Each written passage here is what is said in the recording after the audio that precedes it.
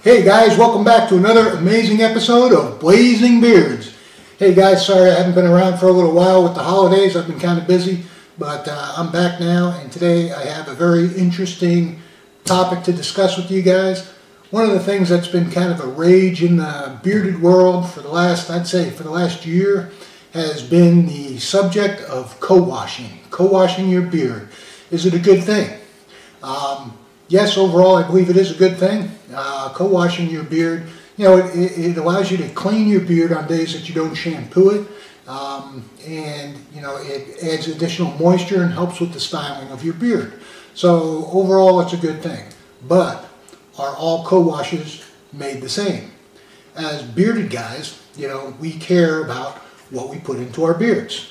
You know, we look at our oils and our balms and we, you know, analyze those pretty scrupulously. You know, we look at to see what kind of oils are in them. Are they all natural oils? Do they have fragrance oils instead of essential oils? And the same thing with balms. You know, what kind of butters are in there? What kind of waxes are in there? What kind of oils are in them? Are they all good for your beard? Do they all provide a benefit? And I think, at least for me, you know, I've been co-washing my beard with many different conditioners, many different beard conditioners or beard co-washes, and you know, some of them work better than others.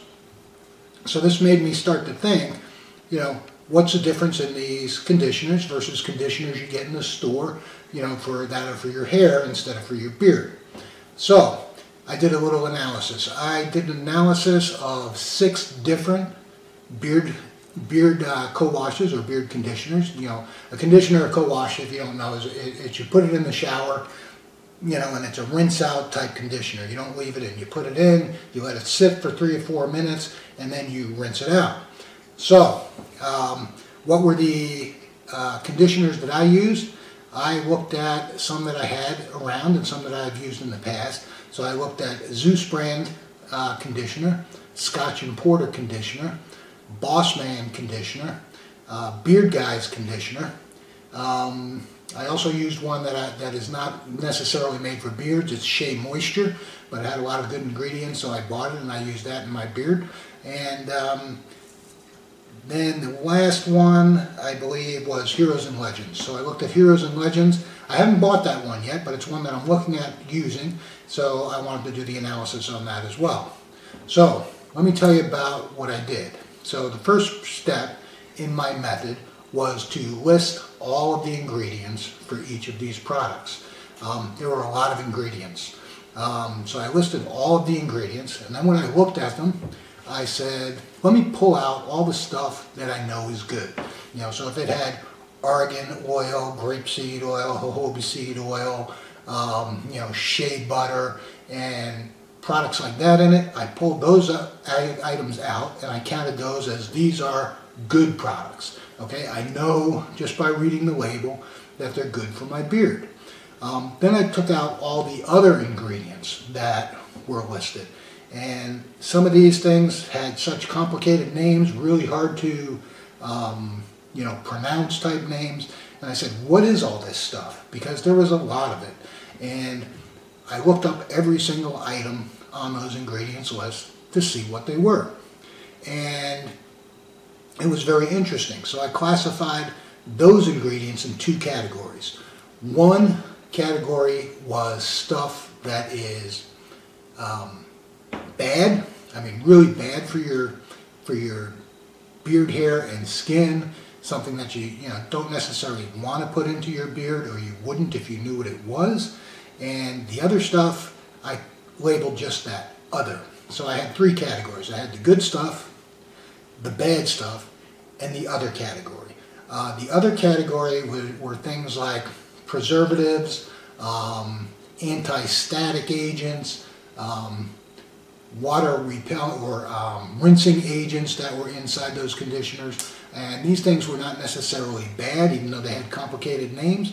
They were deemed, you know, I looked up in the, you know, the safety type databases, were they safe to use, and you know, they were deemed safe. So other were deemed safe, and they could be either chemically or naturally derived. I think that's a big thing that people, really want to know, and I'm not so sure it's the best method. You may want to say, well, why didn't you make a category for this is a natural ingredient versus this is a synthetic ingredient? And the reason I didn't do that is because there are a lot of natural ingredients that are not good for you. You could get, for example, would you take something like poison ivy extract, and put it in your beard? Obviously not, right? Because it's not, even though it's naturally derived, it's not necessarily good for your beard. And vice versa, there are chemical components that have been developed that are actually good for your skin and your hair, but not necessarily just because they're chemical, they would be bad. So that's how I broke it up. And then I took each of the ingredients, or the categorization of ingredients for each conditioner, whether it was good, whether it was bad, or whether it was other, and I took that as a percentage of the total product. Now, it was a little difficult. I could only do that based on the total number of ingredients in the product to the total number of good ingredients, total number of bad ingredients, total number of other ingredients. I couldn't do it by a more scientific method, which would be the exact amount or weight of each ingredient, because it's not listed. But you can get a feel for that if you look at the different ingredients as to where they are placed on the label. For example, if you have your number one ingredient is distilled water, and that's the first ingredient listed on the label, that's what the product has the most of in it. As opposed to if it's the last item on the label, that's the amount that has the least amount in it. So if a product has 20 different ingredients and the bad ones are at the top, it's going to have a lot more bad stuff in it than good stuff. So that's just something you have to eyeball and say, does that have too much of a bad ingredient for me? So let me tell you about the results. So I looked at all those ingredients, and frankly, I was really shocked at some of the ingredients that were in some of my favorite conditioners. I think you guys will be shocked as well. So I'm going to read off a few of these ingredients. I have 8 of them here. I'm going to tell you why they're bad, and it's up to you whether or not you care if these ingredients are put in your conditioner that you're rubbing on your face. You're leaving it sit there for 30 seconds to 3 minutes, depending on what conditioner it is and what the directions say, and that's absorbing into your hair and it's absorbing into your skin. Now, you do rinse them out, so that's a plus side that some people may say, yeah, I don't really care that my conditioner has some bad stuff in it because I rinse it out. But remember, it sits on your skin, it's made to absorb into your hair, and when you rinse it out, it's meant to leave some kind of residue behind. So it's going to be in your hair and it's going to be in your skin.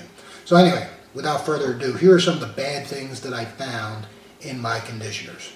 The first one was in 3 of the conditioners. It was in Zeus, Shea Moisture, and Boss Man, and it's bihydronium chloride.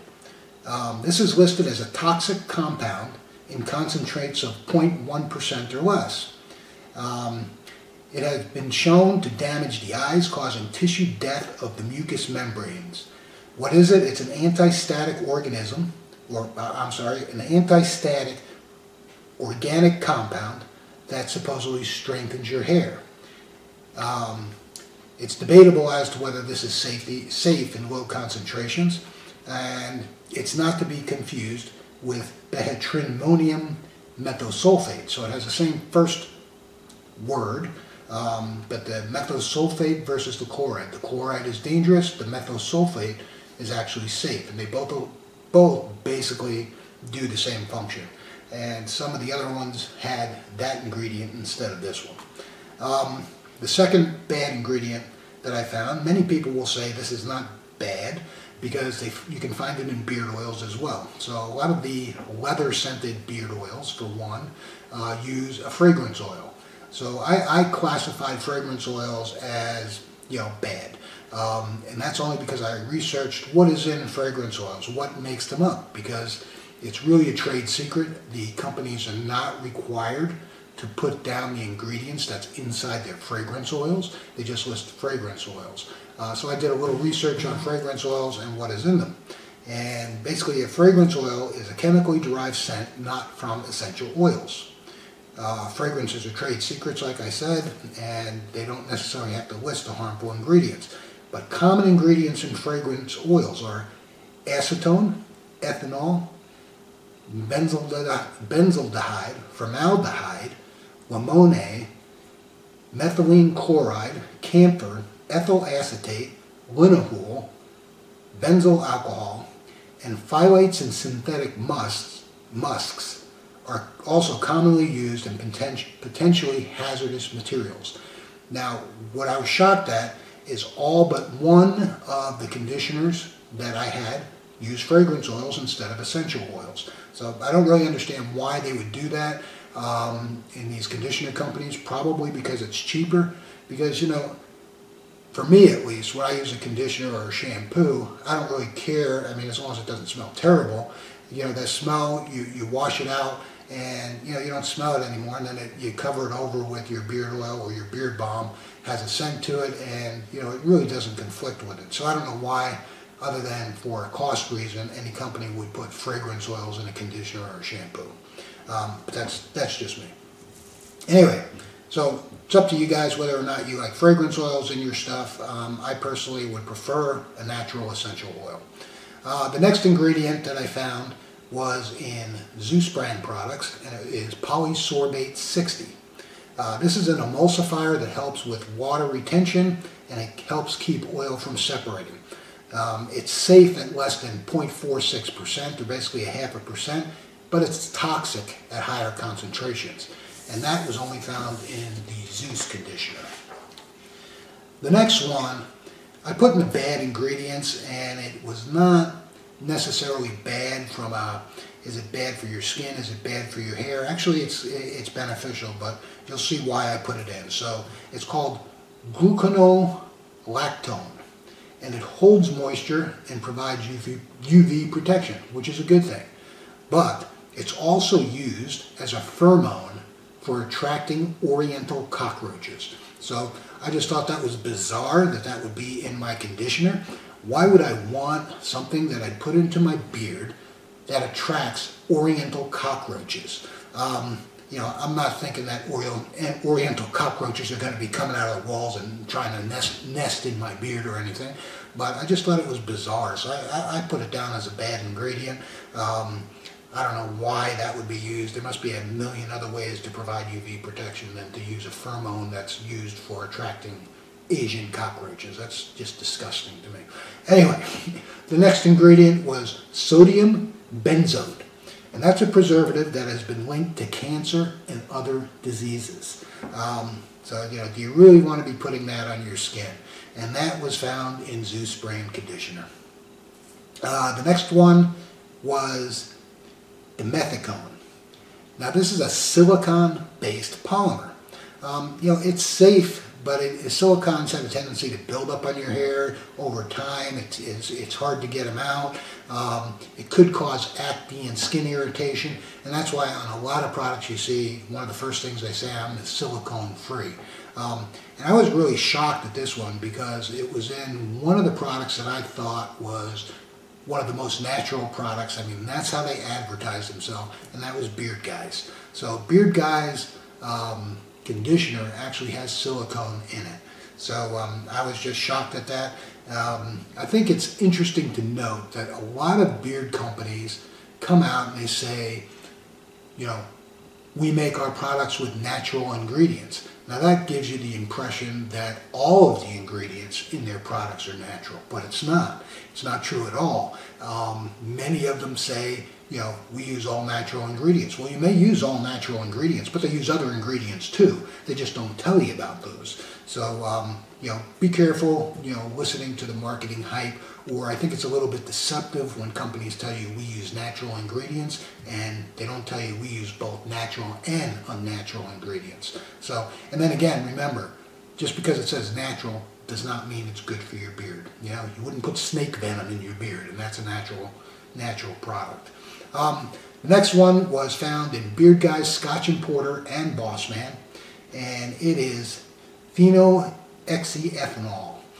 This is used as a preservative in cosmetic products, and exposure to this has been linked to reactions ranging from eczema to severe life-threatening allergic reactions. So this is bad stuff. You don't necessarily want this in your product. It's a preservative, so it's probably in very small concentrations. And again, it rinses out, but it's one of the things that if you can avoid it, why not? You know? The next one was found in Beard Guys, and this is called potassium sorbate. Potassium sorbate is used as a preservative, again, to extend the life of skin and hair care products. It can cause skin irritation, redness, rashes, burning or watery eyes, and other reactions. So again, it's another product that's used as a preservative, but it's not good for your skin, it's not good for your hair. And you want to keep your skin and hair healthy. You know, healthy skin means healthy beard. So do you really want to put this stuff on, let it sit for a while on your face, and then rinse it out? Maybe you'll have a reaction, maybe you won't, but do you want to take that risk?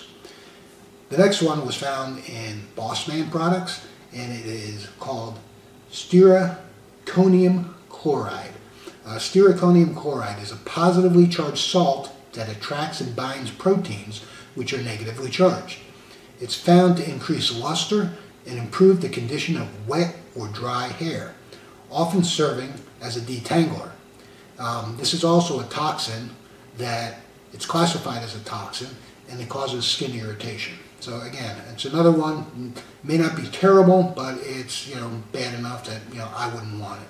And then the last ingredient that I found in these 6 conditioners that really concerned me was polysorbate 60.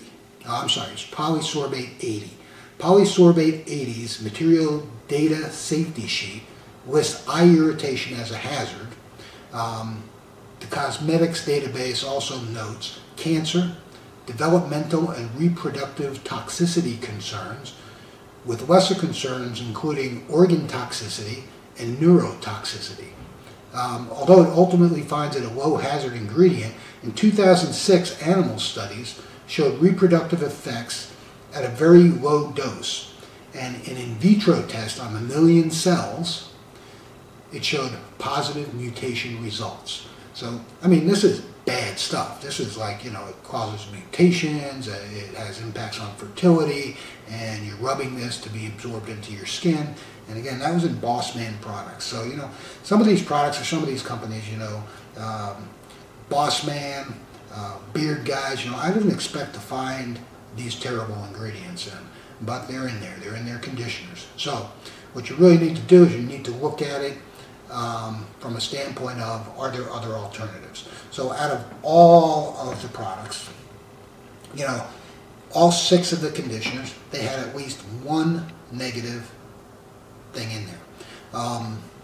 But I'm going to show you the results as to, from the 6 conditioners I reviewed, which ones were the worst and which ones were the best by the ranking that I described earlier. So broken up between percentage of good ingredients, percentage of bad ingredients, percentage of other ingredients, and how I would rank them. So number 1, the first one, or not number 1 being the best, number 1 being the worst, or that is called Zeus. So this was a conditioner I bought online on Amazon. It's very popular. It has a great marketing you know, page talking about the benefits and that they use all natural ingredients, and they don't. It had 11 good ingredients out of 21, or 52% good.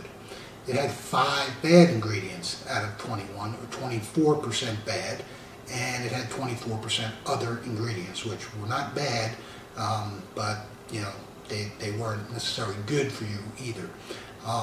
The next worst one, which surprised me, was Boss Man. Boss Man was just about as bad as Zeus. They had 17 good ingredients out of 25, or 68%. 5 out of 25 bad ingredients, or 20%, and other 12%. Okay, now getting to the middle of the road conditioners were Beard Guys, which had 28 out of an incredible 41 ingredients were good, or 68%. So kind of the same percentage as Boss Man Fortify, but they only had 4 bad out of their 41 ingredients, or only 10% of their ingredients were bad, and the other was 22%. So they had a lot of filler stuff in there, or stuff that is not necessarily good for your hair. The next one in the middle category was Shea Moisture. Now this isn't necessarily a beard conditioner, but it was one I picked up in the store because I read the back of the bottle and I said, wow, it has a lot of good stuff in it. I'll use it on my beard. And I'll tell you, I've been using it and it does a good job. It makes my beard feel good. It makes it easy to, you know, style, etc. Detangled it really well.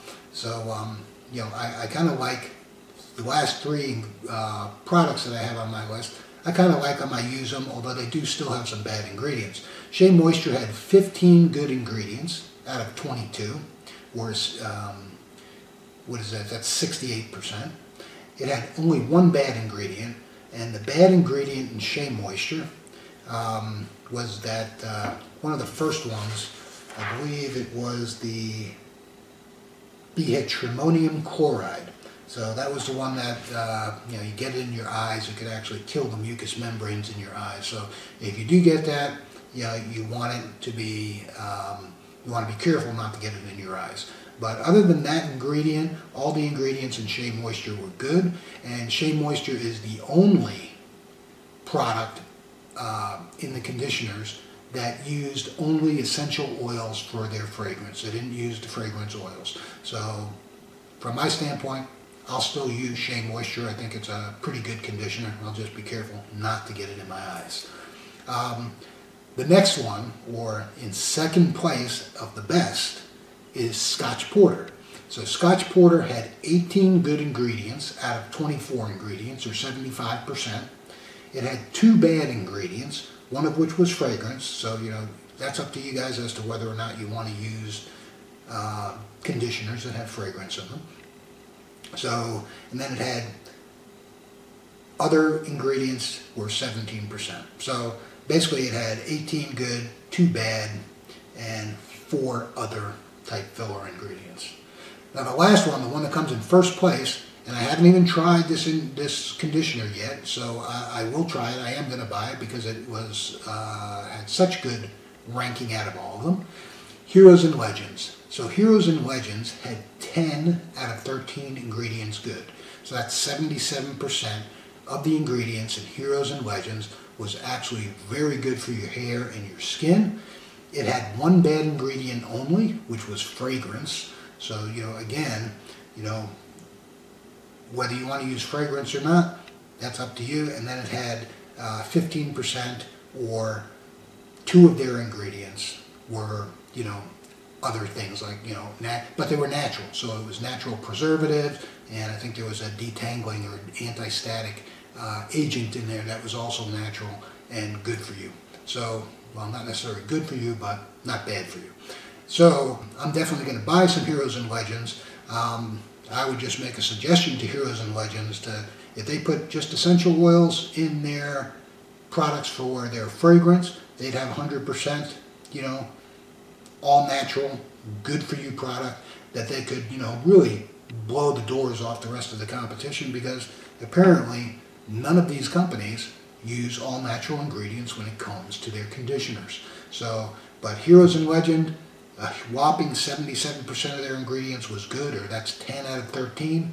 Only 1 of them was bad, that was fragrance, and the other 2 were, you know, anti-static and, you know, detangling and a preservative. So, you know, really good stuff, Heroes and Legends, and I'm really looking forward to trying it.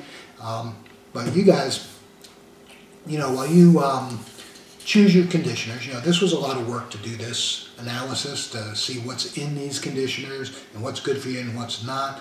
But I'll tell you, it's kind of changed my view of co-washing and using these conditioners. I know I definitely will not be using the top 3 on my list, or the worst 3 that I went over first. I won't be buying those anymore. You know, from Shea Moisture, Scotch Porter, and Heroes and Legends, yeah, I'll still use those because the bad weren't as bad. They were in lower concentrations. You know, their bad stuff was at the bottom of the ingredients list. So they're pretty good. So I will use those again. I will not use, you know, the Boss Man. I will not use Zeus. And, you know, I really feel bad about it, but I probably won't use Beard Guys anymore. And I really like their conditioner for the way that it worked. And, you know, it's very cheap. But I think Beard Guys has actually changed from, about 2 years ago when I started using them. It used to be you went on Beard Guys website and they would list every single ingredient, what the benefit was, where it came from. I mean, really gave you in-depth information on all of their products, and you felt really good about it. What I've noticed is in the last, I don't know if it was 6 months ago to maybe it was up to a year ago, Beard Guys website changed. And, they came out with different formulas instead of, their beard oil 25 and their beard conditioner 35 that said that they were all natural. They no longer say that. They say, beard conditioner with protein, and then they just have, beard oil. They've dropped like their coarse beard balm, and they only have one beard balm now. And they don't list any of their ingredients on their website anymore. So I don't know if they were taken over by, another company who just decided, hey, all that natural stuff is not for us, and they decided to take it in a different direction. But I'm really disappointed with Beard Guys in terms of not only that they took the information away from people, but apparently they've changed their products to not be as good as they were in the past. So anyway, guys, if you're going to do any type of analysis on your conditioners like you do your other stuff, do one at a time. Mine was difficult because I did 6 at a time, and I hope this video wasn't confusing to anybody. But again, just the general method is I just looked at all of the ingredients, pulled out the good ones, took a percentage of the total number of ingredients, and said, how much good stuff do they have in it? And then I said, how much bad stuff do they have in it? And then I made a determination as to whether or not I want to buy that, whether I want to put those ingredients on my face and in my hair. And that's what you guys can do too. So guys, I hope you enjoyed the video. I hope you learned something. And hopefully you'll be buying conditioners that are good for you, good for your skin. Healthy skin means healthy beard. Hopefully, good for your hair. Does a good job styling, etc. And I hope you enjoyed it. I hope you liked it. If so, like my video, hit the subscribe button, and until next time, guys, grow yourself a blazing beard. See ya.